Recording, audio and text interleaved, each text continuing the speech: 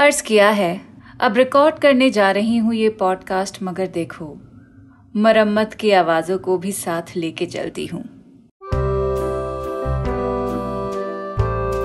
मेरे जुनून का नतीजा जरूर निकलेगा, इसी सियाह समंदर से नूर निकलेगा।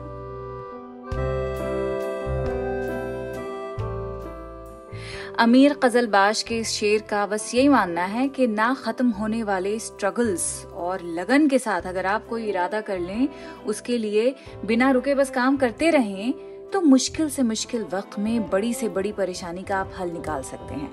अंग्रेजी में समझें तो ये शेर implies that through intense dedication and perseverance, one can find light and positivity even in the darkest of times. नतीजा यानी रिजल्ट, कॉन्सिक्वेंस, आउटकम्स। नतीजा बड़ा जरूरी होता है क्योंकि it influences human thought, behaviour and our moral judgement. इसे आप ऐसे भी समझ सकते हैं कि जो आउटकम्स हैं, जिन चॉइसेस को वो इन्फ्लुएंस करते हैं, they also depend on the choices that we make. Basically cause and effect समझने का बेहतरीन तरीका है। आज उर्दू नामा का थीम है नतीजा, जिसे समझाने के लिए आज हम उर्दू शायरी तो करेंगे ही करेंगे, लेकिन साथ में थोड़ी सी साइकोलॉजी है, थोड़ी सी फिलॉसफी है और थोड़ी सी क्वांटम फिजिक्स भी है। और श्रोडिंगर की बिल्ली का आपने किस्सा सुना है? नहीं सुना? आज सुनाते हैं आपको, बड़ा मजा आएगा। तो शुरू करें।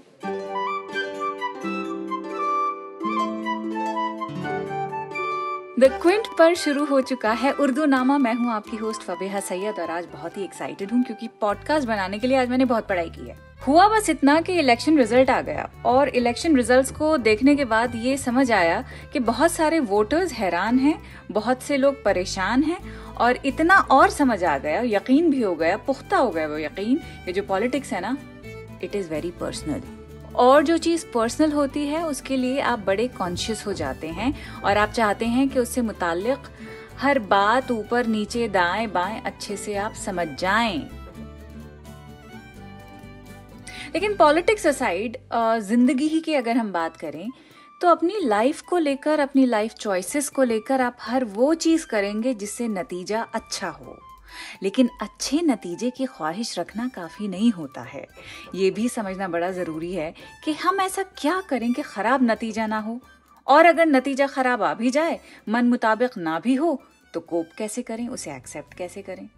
So basically here I am referring to all the life choices that we keep making. हर मसले का आउटकम हमारी चॉइसेस पर बेस्ड होता है और हमारी हर चॉइस अपने आप में एक नतीजा होती है। I will explain. For example, आप एक बेहतर जिंदगी अपने बच्चों को देना चाहते हैं क्योंकि आपने खुद बड़ी मुश्किलात, बड़ी मशक्कत के साथ जिंदगी बिताई है। तो नतीजे के तौर पर आप डरे हुए हैं। आपका जो फैसला है वो ये हो सकता है अपने बच्चों के लिए कि वो जिंदगी उस तरह से हरगिज ना बिताएं जैसे आपने बिताई है। अब ऐसा सोचते हुए आप बड़े मुहतात रहेंगे, बड़े केयरफुल रहेंगे। आप उनकी लाइफ फिर आप चाहेंगे डिसिप्लिन्ड हो।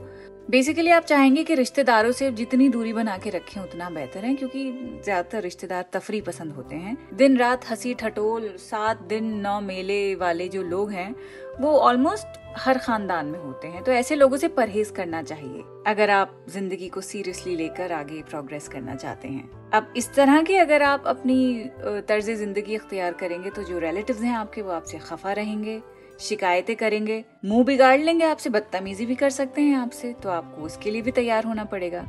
तो एक अनकॉम्प्रोमाइजिंग इन्वॉल्वमेंट आप अपने बच्चों के फॉर्मेटिव इयर्स में इस तरह से दिखाएंगे कि उनके लिए आप हर तरह की सेविंग्स करेंगे, अच्छे से अच्छा खिलाएंगे, सीजनल चीजें खिलाएंगे, उनकी सेहत का ख्याल रखेंगे, उनकी किताबें, उनके स्कूल, कॉलेजेस, कपड़े, हर चीज का ख्याल रखेंगे आप, because you are scared from inside. तो ये सारी जो चीजें आप करेंगे उसका नतीजा ये होगा कि आपके बच्चे आगे चलकर वाकई में काफी हद तक वैसे ही बन पाएंगे जैसा आप चाहते हैं। बिकॉज लाइफ का प्रिंसिपल है that you do not get what you desire, but you definitely get what you work for. So you been working for this one thing कि आपके बच्चे अच्छे रहें, काबिल रहें, कमाएं, बड़े होकर अच्छे से अच्छी पोस्ट्स पे जाएं। तो हो सकता है, मुमकिन है कि ऐसा हो अगर आप ये सारी चीजें करेंगे। बस इतना और कीजिएगा कि इन सब बातों को जताइएगा मत बड़े होने के बाद कि हमने तुम्हारे लिए ये किया है और वो किया है। इसका नतीजा विल स्कार योर चिल्ड्रन। बच्चे अपने वालिदैन की गरज होते हैं, बच्चे अपने वालिदैन का पर्पस होते हैं, because they are the ones bringing them into this world. So whatever you are doing for your children, you are doing for yourself. तो इतना तो समझ आ गया है कि कैसे हमारी चॉइसेस इन्फ्लुएंस द आउटकम्स, और ये भी समझ आ गया है कि कैसे नतीजे भी ये तय कर देते हैं कई बार कि हमें किसे या किन चीजों और बातों को मुंतखब करना चाहिए, सिलेक्ट करना चाहिए। इसे साइकोलॉजी के रिवॉर्ड एंड पनिशमेंट वाले पर्सपेक्टिव से भी आप समझ सकते हैं। करेंगे, वो भी एक्सप्लेन करेंगे। लेकिन पॉडकास्ट की शुरुआत में जो शेर आपको सुनाया था अमीर गजलबाश का, वो पूरी गजल सुनिए, बहुत खूबसूरत है। लिखते हैं, मेरे जुनू का नतीजा जरूर निकलेगा, इसी सियाह समंदर से नूर निकलेगा। गिरा दिया है तो साहिल पे इंतजार न कर, अगर वो डूब गया है तो दूर निकलेगा। उसी का शहर, वही मुद्दई, वही मुनसिफ, हमें यकीन था हमारा कसूर निकलेगा। यकीन आए तो एक बात पूछ कर देखो, जो हंस रहा है वो जख्मों से चूर निकलेगा। उस आस्तीन से अश्कों को पोंछने वाले, उस आस्तीन से खंजर जरूर निकलेगा। कितनी खूबसूरत गजल है ना ये। इस गजल से पहले हम बात कर रहे थे चॉइसेस की और उनके कॉन्सिक्वेंसेस की। साइकोलॉजी में रिवॉर्ड एंड पनिशमेंट से बिहेवियर कंट्रोल किया जाता है। एक और कॉन्सेप्ट है साइकोलॉजी में जिसे कहते हैं बिहेवियरिज्म एंड ऑपरेंट कंडीशनिंग, अमली तरबियत। इसमें एक तस्वुर पेश किया गया है कि जहां रवैये यानी बिहेवियर को उनके नताइज से मुतासिर किया जाता है, यानी इन्फ्लुएंस किया जाता है।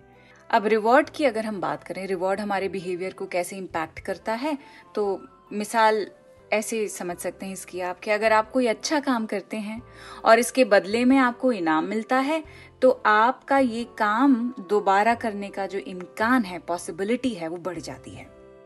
जबकि नतीजे के तौर पर अगर आपको नेगेटिव रीइंफोर्समेंट दिया जाए, यानी if something is taken away, मतलब something bad is taken away, तो वो भी रवैये को मजबूत करती है। मिसाल के तौर पर अगर आप कुछ करते हैं और इससे कोई अनप्लेजेंट चीज, नाखुशगवार चीज दूर हो जाती है, तो आपके वो काम दोबारा करने का इम्कान बढ़ जाता है। अब इन दोनों सूरत हाल से मुख्तलिफ एक तीसरा जो सिनेरियो है वो है पनिशमेंट का, जिसे कहते हैं सजा। वो भी हमारा बिहेवियर और जो चॉइसेस हैं उनको काफी हद तक इन्फ्लुएंस करता है। जैसे कि you either add something unpleasant और यू रिमूव समथिंग प्लेजेंट। सजा इसी तरह तो देते हैं ना कि कुछ या तो बुरी चीज हो जाती है, कोई अच्छी चीज हट जाती है।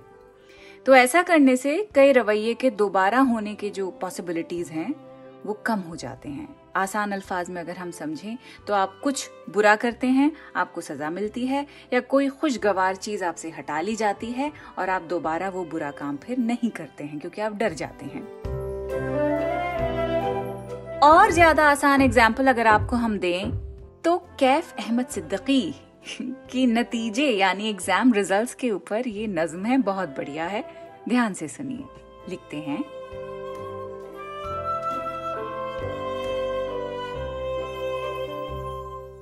नतीजा सुन के कई लोग बदहवास हुए, खुदा का शुक्र है हम इम्तिहान में पास हुए। सिला मिला है हमें साल भर की मेहनत का, चमक रहा है सितारा हमारी किस्मत का। यही तो वक्त मिला है हमें मसरत का, जो फेल हो गए वो किस कदर उदास हुए। खुदा का शुक्र है हम इम्तिहान में पास हुए। वो इम्तिहान में रातों को जागकर पढ़ना, वो नींद आंखों में छाई हुई मगर पढ़ना, वो आधी रात से बिस्तर पे ता सहर पढ़ना।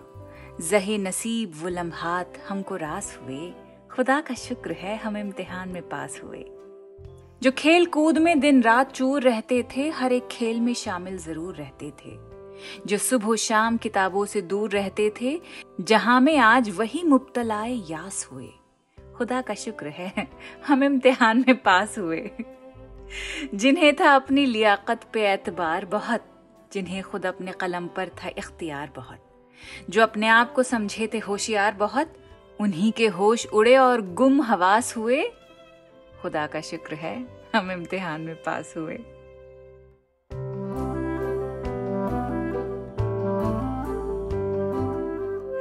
अच्छा करोगे तो अच्छा होगा, बुरा करोगे तो बुरा होगा। वही बात, you never get what you Dzire, you always get what you work for. So consequences को समझाने के लिए हमारे बड़ों ने ये बड़ी अच्छी सी एक आसान सा जुमला रट लिया था कि अच्छे काम का अच्छा नतीजा होता है, बुरे काम का बुरा होता है। लेकिन हम क्योंकि इंसान हैं, इसीलिए बड़े फ्लॉड हैं, गलतियां करते हैं, ठोकर खाकर सीखते हैं।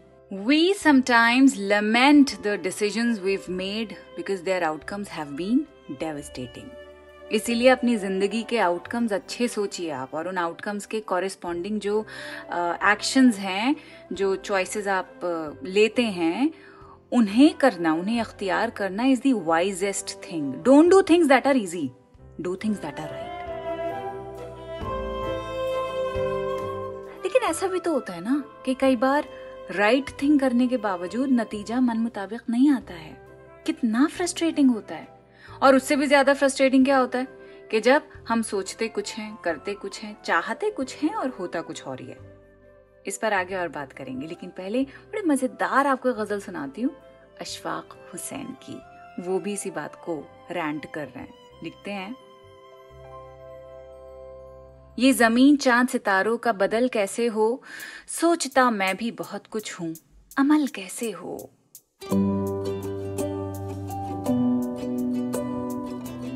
सूरत हाल बदल जाती है एक लम्हे में, आदमी अपने इरादों में अटल कैसे हो। किन दरख्तों से लगा रखी है उम्मीद समर, शाख ही जब ना हो सरसब्ज तो फल कैसे हो। सोचते कुछ है, अमल कुछ है, नतीजा कुछ है, ऐसी सूरत में कोई मसला हल कैसे हो। दर्द से कोई इलाका न ताल्लुक गम से, दर्द से कोई इलाका न ताल्लुक गम से, सिर्फ लफ्जों के बरतने से गजल कैसे हो। हर मुलाकात अधूरी रही इस उलझन में, हर मुलाकात अधूरी रही इस उलझन में, यानी इजहार मोहब्बत में पहल कैसे हो। मेरे महबूब का उर्दू से है रिश्ता कम कम। ये आखिरी वाला बड़ा क्यूट है। मेरे महबूब का उर्दू से है रिश्ता कम कम, मैनू आंदी नहीं पंजाबी ते गल कैसे हो।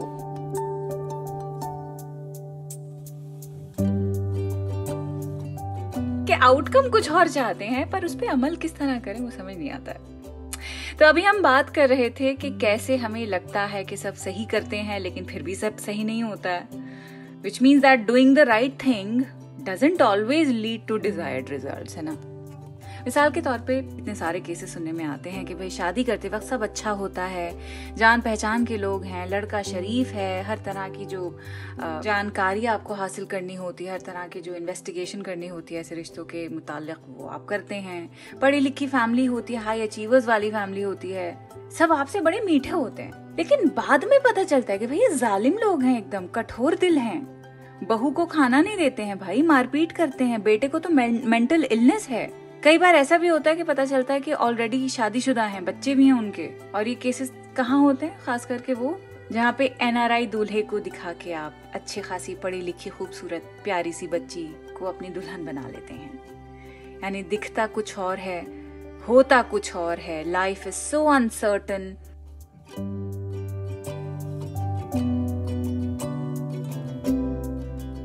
हेल्थ रिलेटेड भी ऐसे कई इश्यूज होते हैं कि कभी कोई बदपरहेजी नहीं की, कभी कोई रेकलेस बिहेवियर नहीं किया है जिसकी वजह से सेहत नजरअंदाज हो, लेकिन उसके बाद मालूम पड़ता है कि कैसे टर्मिनल इलनेसेस लोगों को हो जाती हैं। तो फिर अनसर्टेनिटी यानी जब नतीजा आपके हाथ में ना हो, उससे हम कैसे कोप करें।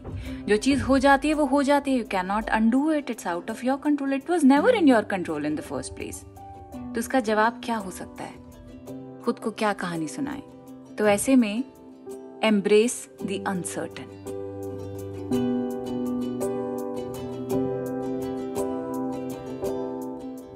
इसे और बेहतर ढंग से अगर आपको समझना है तो श्रोडिंगर की बिल्ली का किस्सा आपको सुनाऊंगी मैं।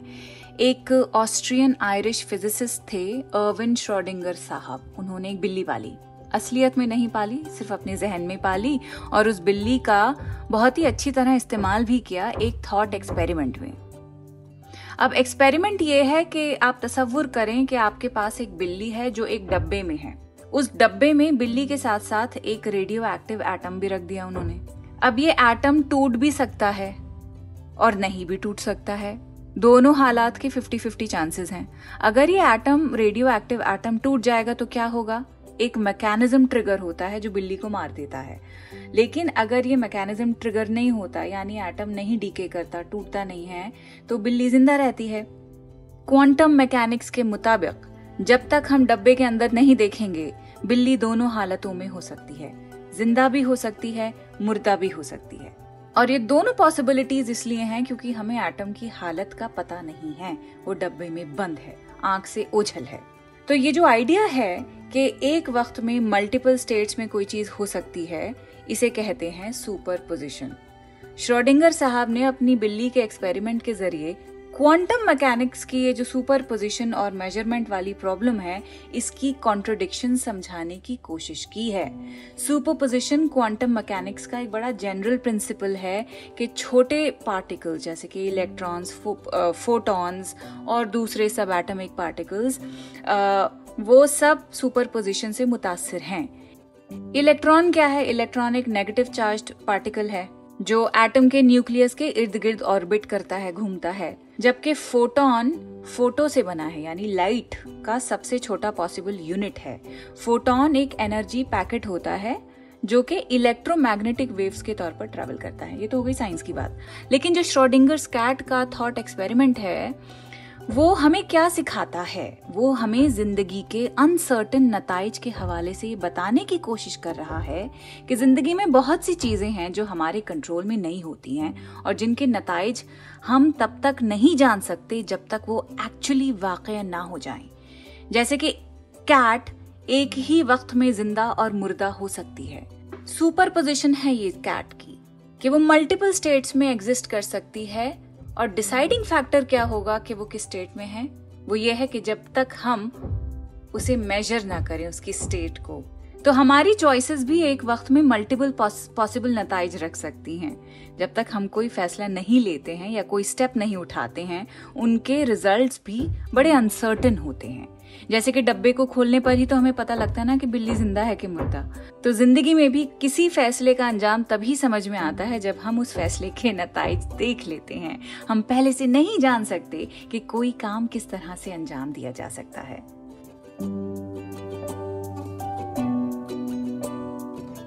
तो बात घूम फिर के फिर वहीं आ गई ना कि हमारी जिंदगी की सबसे बड़ी जो ट्रेजेडी है वो है अनसर्टेनिटी, और इसकी रेमेडी एक ही है, वो है एक्सेप्टेंस। और acceptance is a very radical choice and very difficult actually.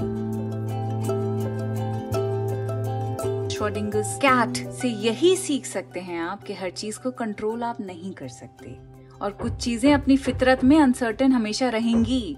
तो इस अनसर्टेनिटी को आप एक्सेप्ट कर लीजिए, इसके साथ जीना सीख लीजिए। बस इसके अलावा और कोई दूसरी रेमेडी नहीं है। और जो कुछ मैंने भी आपको बताया है, it is not philosophy, it is science. Quantum mechanics मैं आपको अभी बता रही थी, कोई लफाजी नहीं है इसमें इन्वॉल्व्ड। प्लीज सांस भूल गए इतने जज्बात में एक्सप्रेस और एक्सप्लेन करते करते। इसी बात पे आइए, चलिए अमजद इस्लाम अमजद की आपको एक गजल सुनाते हैं। पहले एक शेर सुनाएंगे, उसे समझाएंगे, फिर आगे इसकी पूरी गजल आपको सुनाएंगे। तो अमजद इस्लाम अमजद का जो ये शेर है, वो लिखते हैं कि आंसुओं का रिस्क होंगी बेनतीजा चाहतें, आंसुओं का रिस्क होंगी बेनतीजा चाहतें, खुश्क होंठों पर लरसती एक दुआ रह जाएगी।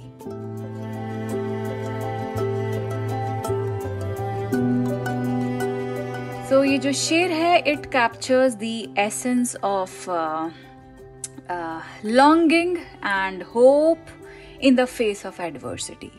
शायर इसमें समझाना चाह रहे हैं कि जो आंसुओं का रिस्क है, यानी सस्टेनेंस ऑफ टीयर्स, वो ये इम्प्लाई करता है कि हमारे आंसू सोर्स ऑफ नरिशमेंट बन जाते हैं हमारी होप्स के लिए, कि हमारी उम्मीदें हमारे आंसुओं से जिंदा हैं। यानी हम इतने पैशनेट हैं किसी चीज़ के लिए कि हम चाहते हैं कि बस वो हो जाए, वी आर सो डेस्परेट। और जब वो नहीं होती हैं चीज़ें तो हमें ठेस पहुंचती है। लेकिन वो ये भी कह रहे हैं कि ये जो रिस्क है, सस्टेनेंस है, ये बेनतीजा है, it is without any result. अभी तक तो इसका कोई हमें अंजाम नहीं मिला, यानी लगातार ठेस पहुंचती जा रही है हमको। So this indicates that despite the intensity of one's desires or emotional investment, there may not be any tangible outcome.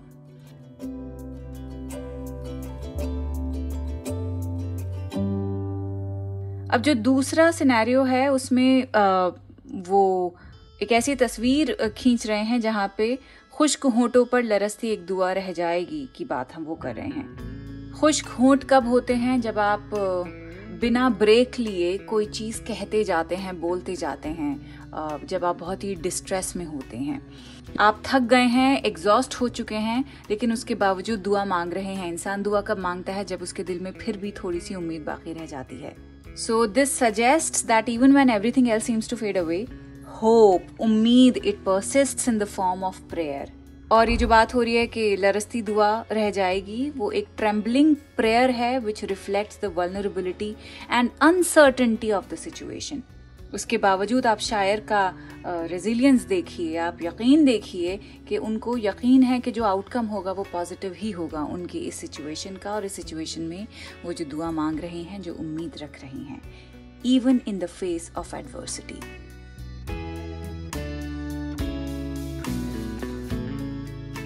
पूरी गजल आप सुनिए, बहुत खूबसूरत है। लिखते हैं, एक सदाए बेसदा रह जाएगी, बामो दर पे नक्श तहरीरे हवा रह जाएगी, आंसुओं का रिस्क होंगी बेनतीजा चाहतें, खुश्क होंठों पर लरसती एक दुआ रह जाएगी, रूबरू मंजर ना हो तो आईने किस काम के, हम नहीं होंगे तो दुनिया गर्दे पा रह जाएगी, बेसमर पेड़ों को चूमेंगे सबा के सब्ज लब, देख लेना ये खज़ां बेदस्तो पा रह जाएगी।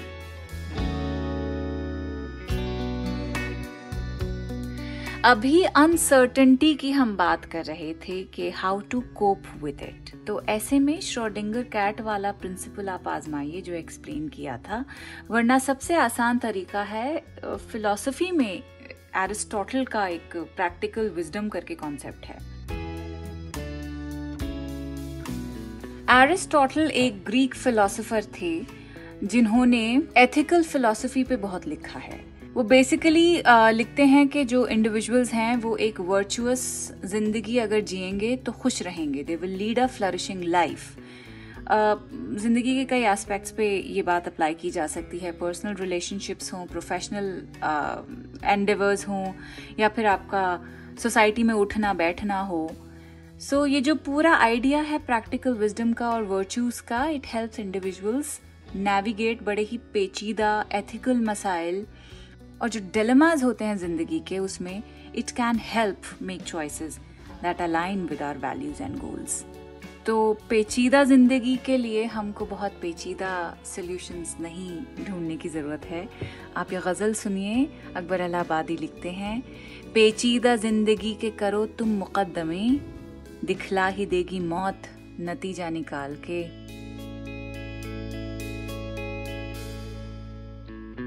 इस शेर में रिजल्ट को कल्मिनेशन के तौर से देखा गया है।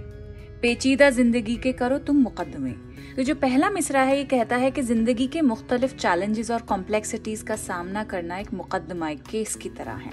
हर इंसान अपनी जिंदगी में मुख्तलिफ चैलेंजेस और मुश्किलात से गुजरता है जिनका सामना करना बड़ा जरूरी है। फिर अगले मिसरे में वो कहते हैं, दिखला ही देगी मौत नतीजा निकाल के। तो इस मिसरे में मौत बतौर रिजल्ट सामने खड़ी है, उसे जाहिर किया गया है। तो ये जो शेर है ये जिंदगी और मौत की असल हकीकत को समझने और उसका सामना करने की जो जरूरत है उसको याद दिलाता है। जिंदगी के चैलेंजेस और मौत से भागने की जगह उनका सामना करना चाहिए। इंसान अपने आप को इससे बेहतर बना सकता है और अपनी जिंदगी को पुरसुकून गुजार सकता है। आप हमें अगले हफ्ते तक का वक्त दीजिए, एक और शो के साथ आपसे मुलाकात करती हूँ। ख्याल रखें, खुदा हाफिज। उर्दूनामा द क्विंट का ओरिजिनल पॉडकास्ट है जिसके एग्जीक्यूटिव प्रोड्यूसर्स हैं शैली वालिया और ऋतु कपूर। इस एपिसोड को प्रोड्यूस किया है प्रतीक लिधु ने और इस पॉडकास्ट की रिसर्च, स्क्रिप्टिंग और एडिटिंग की है फबीहा सैयद ने और इसकी बैकग्राउंड म्यूजिक ली है BMG प्रोडक्शन से।